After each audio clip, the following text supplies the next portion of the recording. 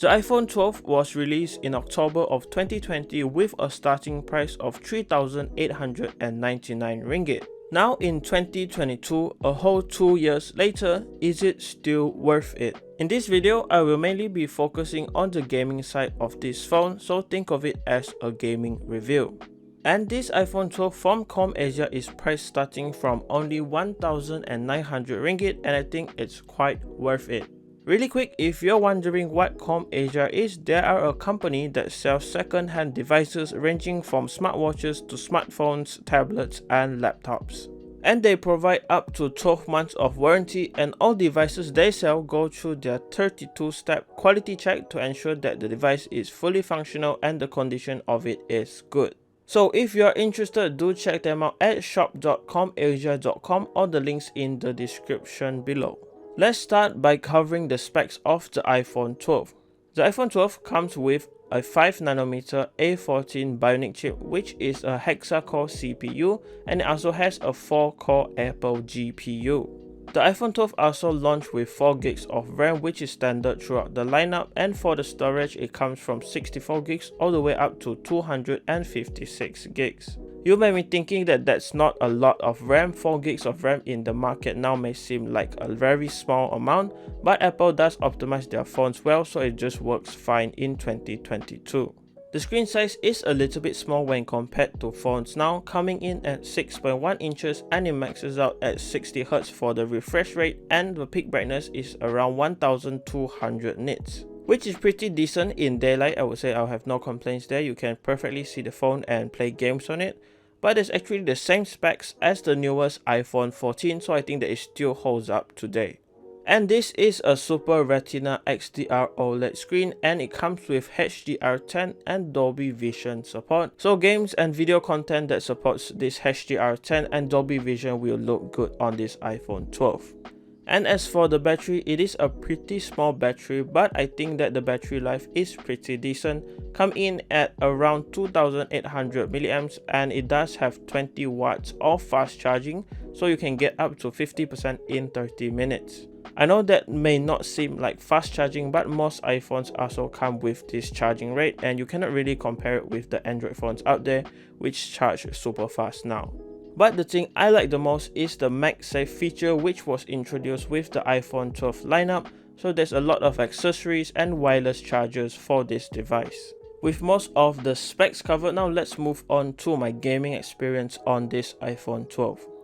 So my iPhone 12 right here does come with 128GB of storage, and I recommend you get 128 and above, because if you take the 64GB variant, iOS already takes up to 30 to 40GB, and you don't have any storage left for your games and applications. Games do max out at 60 frames per second because of the 60Hz screen, and the refresh rate is fixed at 60Hz, but it does perform pretty good with most games with their graphics settings at high and mid settings. For more lightweight games like Clash Royale and Brawl Stars, there were no problems at all. The visuals were good, and during testing I played around 40 minutes on Brawl Stars, and it only ate up to around 9% of the battery. There were no stuttering in games, loading it was fast, and so there were no lags going in and out of the game, and of course the audio sounds pretty good as well. And for heavier games, I tested out Genshin Impact on the iPhone 12 and Call of Duty. They did pretty well in my testing. 30 minutes of playing Genshin Impact with the brightness around 50%, it only ate up 20% of the battery. And as for Call of Duty, I played a few rounds, and around 30 minutes it took up more, around 22%. This is with the settings set onto the highest or around high, and I think it looks pretty well. There were no frame drops, they didn't lag whatsoever. But the device did get pretty hot, around 40 to 43 degrees Celsius on the back at the top area around the camera with the mobile data turned on, and with Wi-Fi enabled they actually perform better with slightly lower temperatures. I would say that the heat management is good. It does get hot to the touch, but with a case you can't really feel it, and it's good because your game doesn't lag or stutter even though the device is hot. I also like the feel of the device. When you're holding it and playing, the hard edges actually make it easier to hold and grip, and the stereo speakers are pretty nice. They're well balanced and work well in games, especially with games with directional audio like Call of Duty. Here are a few examples of me playing Brawl Stars, Call of Duty and Genshin Impact. You can look through the footage, I'll just include some segments of me playing it.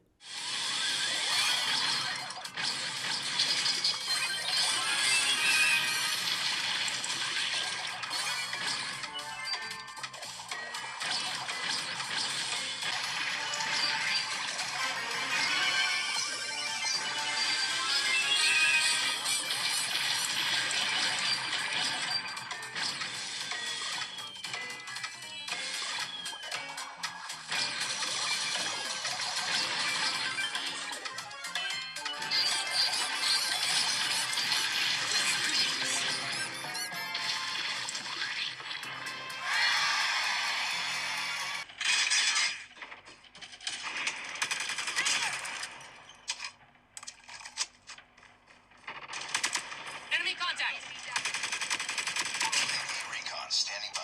Repeat, UAV recon is standing by. Hunter killer drone on standby. Hunter killer. UAV online. We've taken the lead. Hunter killer drone ready for deployment. Enemy jamming UAV.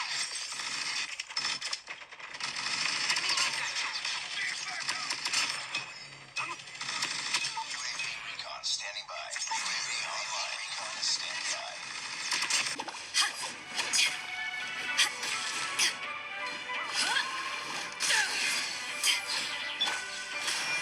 Shadows of fate. Pyrotechnics.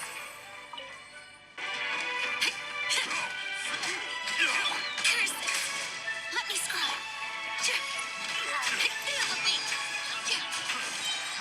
Try till I'm dead. Freeze.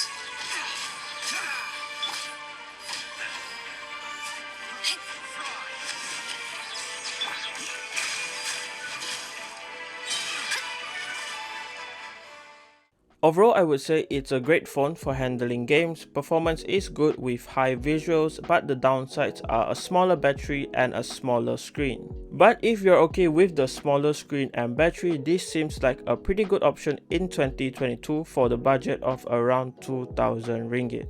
And that wraps it up for this video. Again, if you're interested in this device and with CompAsia, do check them out at shop.compasia.com and the links in the description below. And that does it for this video, guys. Leave a like on this video if you liked it, dislike this video if you didn't like it, subscribe to my channel if you haven't. I have even more tech content coming very soon, and as always, thanks for watching. Goodbye, guys.